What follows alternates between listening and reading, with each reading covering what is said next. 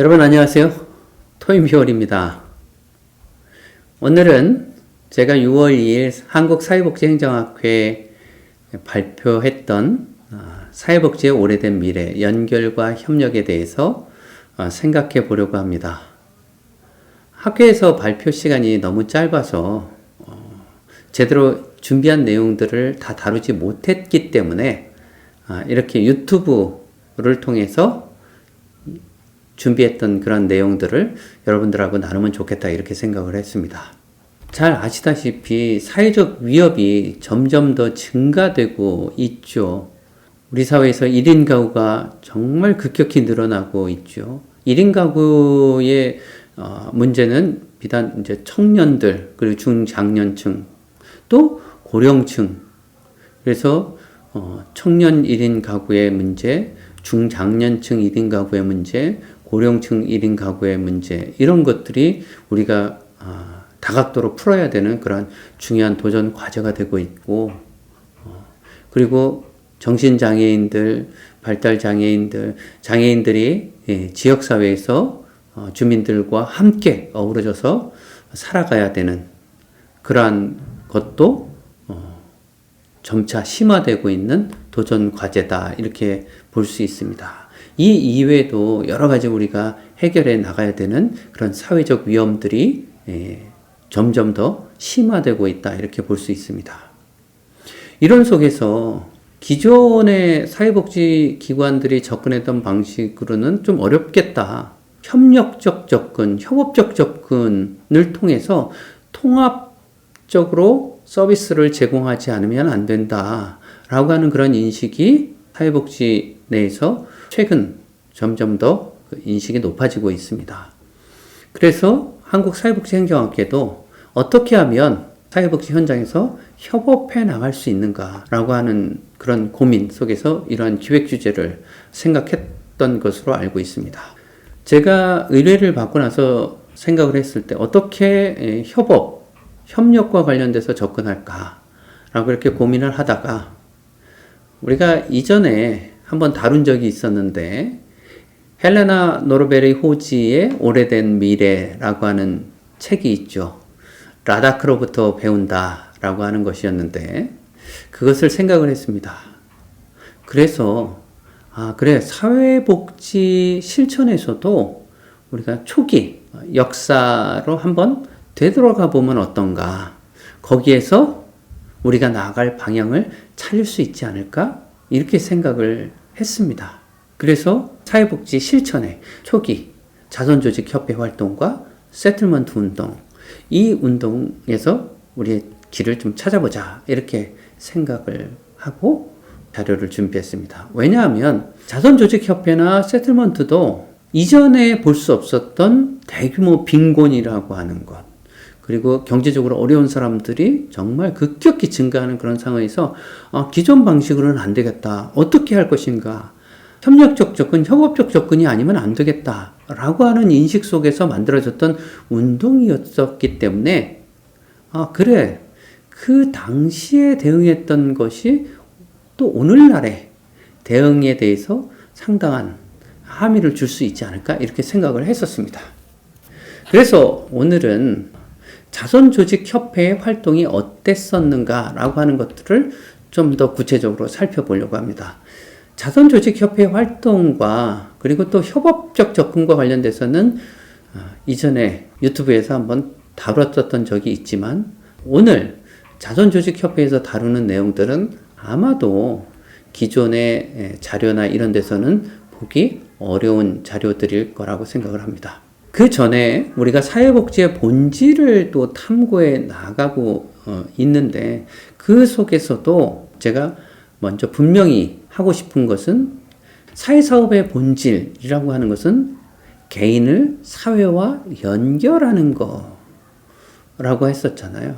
그래서 사회복지 실천, 사회사업의 주된 목적은 개인의 소셜 펑셔닝, 사회적 기능을 향상시키는 거다라고 하는 것을 우리는 살펴봤었습니다. 우리는 개인을 사회와 연결하는 것, 그 개인을 사회와 연결하기 위해서 개인의 변화, 혹은 사회의 변화 이런 것들을 추구해 나간다라고 했었죠. 그래서 사회복지는 개인과 환경의 연결, 즉 연결이라고 하는 것, 우리가 상호작용이라고 하는 것이 중요한 핵심 테마이자 목적이라고 하는 것을 우리가 다시 한번 생각하고 우리가 살펴보면 좋겠습니다. 자, 자선조직협회, 자선조직협회, COS, Charity Organization Society. 이 자선조직협회가 최초로 만들어진 것이 런던 자선조직협회이죠. 1869년도에 만들어졌습니다.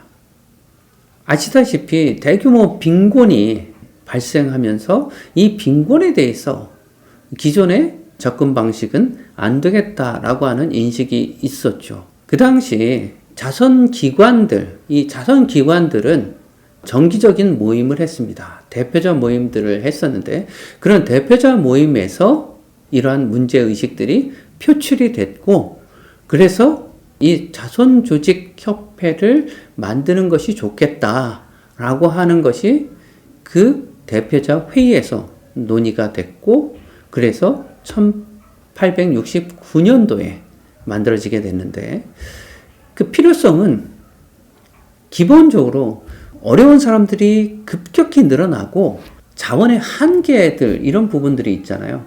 그런데 그런 속에서도 받는 사람들이 또 계속 받고 또 못 받는 사람은 못 받고 이런 문제가 생기는 거죠. 특히 이 중복을 해결해야 되겠다라고 하는 것이 굉장히 큰 목적이었습니다. 그래서 사실 COS도 처음 그 명칭은 부정행위를 방지한다라고 하는 이름을 가졌습니다. 그리고 또 하나는 기존의 방식들이 가난한 사람들을 더욱더 가난하게 만든다.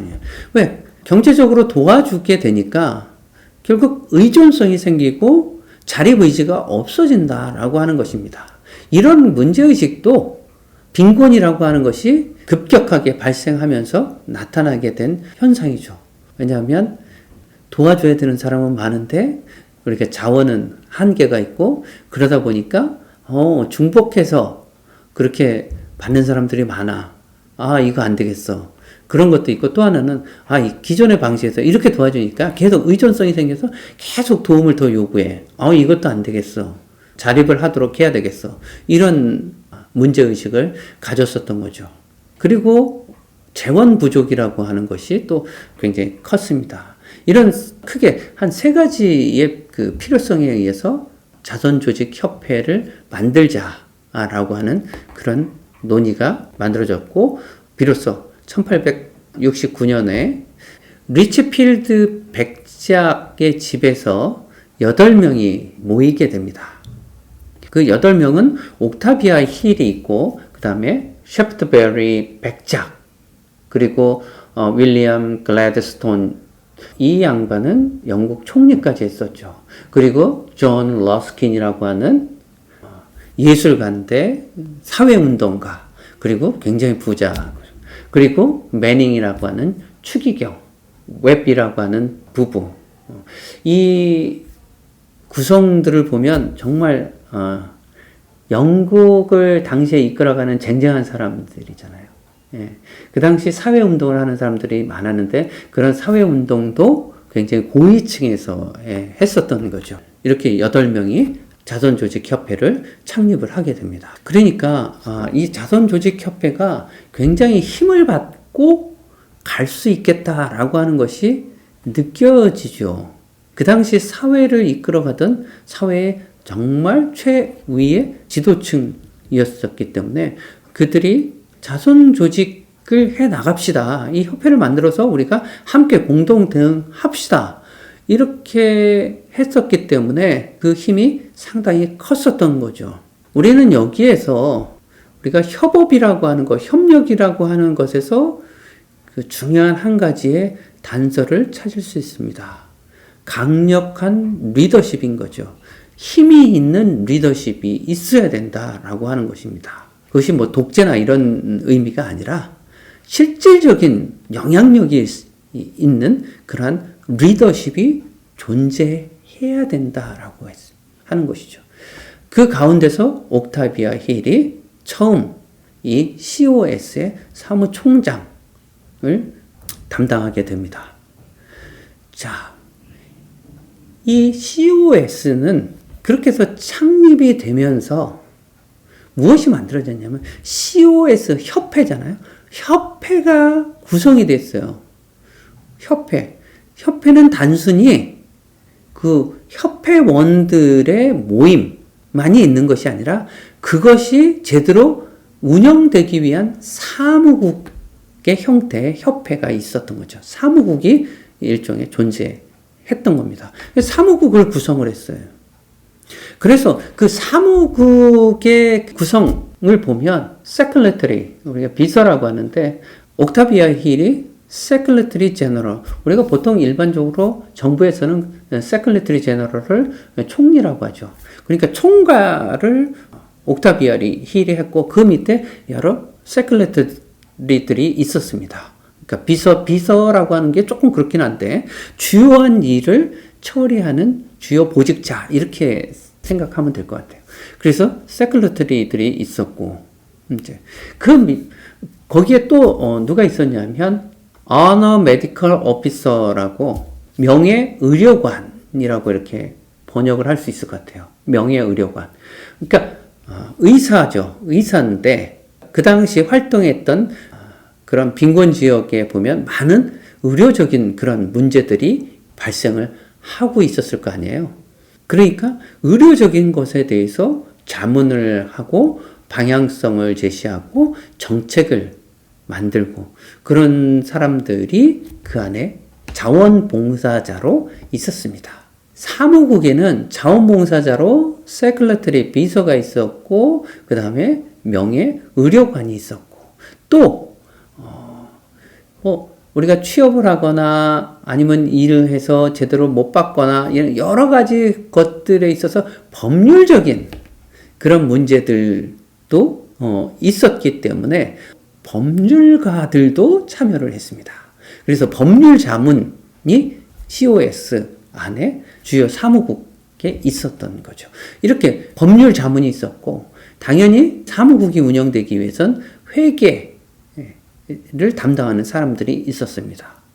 그리고 또 모금을 담당하는 사람들이 있었고 그러니까 COS 활동, 자선조직협회 활동이라고 하는 것이 바로 지금 말씀드린 그러한 자원봉사자들의 그 조직이라고 할 수 있는 거죠. 그 조직에서 협회 활동들이 계획되고 운영되고 지원 될 수 있었던 겁니다. 자, 여기에서 또 하나. 우리가 협력과 협업, 특히 협업이 있으려면 그러면 반드시 실행기구가 있어야 된다. 우리가 강력한 리더십도 있어야 되죠. 그리고 두 번째는 그것을 백업할 수 있는 조직과 인력이 있어야 된다라고 하는 것입니다. 그래서 런던 자선조직협회에는 바로 이러한 자원봉사자들, 쟁쟁한 자원봉사자들이 모였습니다. 그래서 그들이 이 협회 활동을 이끌어 갔었던 거죠. 단순히 자선 조직들, 기관들이 우리가 같이 모여서 정기적으로 회의를 하고 우리 협력합시다 이렇게 했다는 것이 아니에요. 협력을 합시다 라고 하면 구체적으로 이제 우리가 협업을 해 나가야 되니까 거기에 리더십이 세워지고 그것을 뒷받침할 수 있는 조직, 인력이 있었다는 겁니다. 그 조직이나 인력도 이 협회 활동을 하는데 필요한 그러한 영역, 의료 영역, 법률 영역, 그 다음에 재정 영역과 관련된 자원봉사자들이, 쟁쟁한 자원봉사자들이 모였다. 그들이 그래서 협회 활동을 해나갔다. 그래서 자선조직협회 활동이 활성화될 수 있었던 겁니다. 그래서 이 자선조직협회에서는 어떤 일들을 했느냐라고 하면 기존의 기관들을 우리가 이 개혁하는 그런 일도 크게 했었고, 또 하나는 새로운 기관 프로그램들을 개발해서 혹은 기관을 설립해서 운영하는 것도 했습니다. 그러니까 협력을 해서 모아진 힘으로 기존의 기관들 운영하는 그런 시스템이나 이런 것들이 뭐 적절하지 않는다라고 했을 때 좀 개혁해 나가는 것도 있고, 그것을 지원하는 것도 있고, 또 하나는 새로운 기관이나 프로그램을 설치하는 것도 있고, 또 필요한 여러 가지 정책이나 제도 이런 것들이 있을 거잖아요. 그러니까 그런 정책이나 제도 이런 것들도 연구해서 그래서 정책적 제안을 하고, 그래서 그런 정책적 제안들이 또 많이 실행되고 그랬습니다. 왜? 이 활동을 했던 리더 그룹들이 사회적인 영향력에 있어서 어떻게 보면 굉장히 정점에 있는 그러한 사람들이었었기 때문에 그렇습니다. 그리고 또 하나는 협력 계획을 수립하는 것이었죠. 우리가 어떻게 협력을 할 것인가 라고 하는 거예요. 그것을 사무국 조직에서 계획을 수립을 했습니다. 자, 우리가 협력과 관련돼서 기관들이 서로 모여서 협력한다라고 했었으니까 협력과 관련돼서 우리는 어떻게 협력할 수 있는가라고 하는 것들을 그 실무 그룹에서 만들어냈다라고 하는 것입니다. 그래서 그것을 추진했다라고 하는 것들이 있고, 그리고 구체적으로 우리가 협력을 어떻게 할 것인가라고 하는 것에서는 사회 서비스의 인덱스를 만들었어요. 인덱스. 사회 서비스의 기호 번호들을 만든 거죠. 왜? 그래서 우리가 통일해서 제공했던 것들을 명단을 공유하려고. 그러니까 사례와 서비스 이런 것들을 통일시켜서 하나로 만든 겁니다. 그래서 그것을 기관들이 공유했어요. 누가 받았는지 이런 것들이. 그러니까 중복의 문제가 해결되는 겁니다. 그리고 또 하나는 사례 관리를 하는 데 있어서 우리가 협업적으로 사례 관리를 하는 데 있어서 사례회의, 케이스 컨퍼런스라고 하는 것을 개발했습니다. 서비스를 제공하는 기관들 그리고 실무자들이 모여서 어떻게 하면 효과적으로 서비스를 제공할 것인가 라고 하는 것을 의논하는 것이죠. 그래서 케이스 컨퍼런스를 개발했습니다. 그래서 이런 것들을 운영을 해 나갔어요. 자, 사무국이 존재했어요. 거기에서 여러 가지 협업적인 그런 활동들을 했는데 그 가운데 하나가 협력 계획이라고 하는 것을 만들었어요. 그 협력 계획의 그런 내용들 중에서는 서비스 인덱스를 우리가 개발했어요. 그리고 그래서 서비스를 받은 사람들을 서로 우리가 명단을 공유했어요. 그리고 사례 회의라고 하는 것을 또 만들어냈어요. 자, 그러니까 우리가 협업을 한다라고 하면 그래. 유능한 리더십, 강력한 영향력 있는 리더십이 필요하네? 그것을 뒷받침할 수 있는 조직 인력이 필요하네? 그들이 모여서 우리가 어떻게 하면 협력을 할 수 있을 것인가? 계획 혹은 협력 매뉴얼이 필요하다라고 하는 것입니다. 그래서 이런 것들이 이루어졌었기 때문에 COS 활동이 소기의 성과를 거둘 수 있었던 겁니다.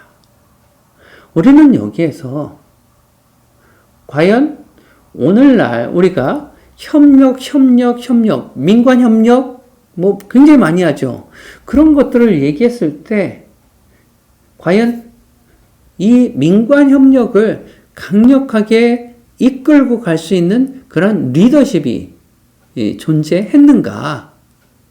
라고 하는 거예요. 그 리더십이라고 하는 것이 그 지역에서의 리더십이 또 돼야 됩니다. 뭐 정부 차원에서 국가 차원에서 필요하다라고 얘기하면 뭐 하겠어요? 현장에서 그 리더십이 운영이 가동이 돼야 되는 거죠. 근데 우리가 지자체 수준에서 요즘 뭐 지역사회 보장 협의체, 실무협의체 이런 것들을 만들긴 하는데 그런 협의체나 이런 게 실질적인 리더십이 되고 있는가? 리더십을 발휘할 수 있는 그런 것이 되고 있는가? 그리고 그 협력 주제에 대해서 그것을 백업할 수 있는 인력이나 조직이 구성되어서 운영이 되었는가?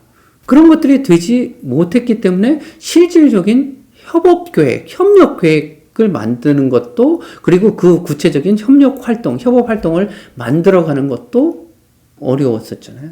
자, 그래서 우리는 COS가 빈곤에 대해서 그렇게 대응하기 위해서 만들어졌고 운영됐고 소기의 성과를 거두었던 그런 사례에서 오늘날 우리가 협업을 하려면 어떤 것들이 이루어져야 되는가라고 하는 것들을 우리가 생각해 볼 수 있는 거죠. 저는 그래서 다시 한번 요약을 하면 유능한 실질적 리더십이 존재해야 된다라고 하는 것이고, 그것을 지원할 수 있는 그런 조직, 인력이 백업되어야 된다라고 하는 것입니다. 그러한 조직과 인력이 백업된다라고 하면 실질적으로 협업 계획을 수립하고 추진해 나갈 수 있게 될 것인데, 거기에서 그런 협업 계획 그리고 협업 활동들이 운영되어야 된다라고 하는 거, 그렇게 한 3가지 정도로 우리가 좀 정리해 볼 수 있지 않을까 이렇게 생각합니다. 자, COS와 관련해서는 우리가 그런 정도로 한번 정리를 하도록 하겠습니다. 다음 시간에는 여러 협력과 협업 이론 연구들을 한번 살펴보려고 합니다. 여러분 수고하셨습니다. 다음 주제에서 만나도록 하겠습니다.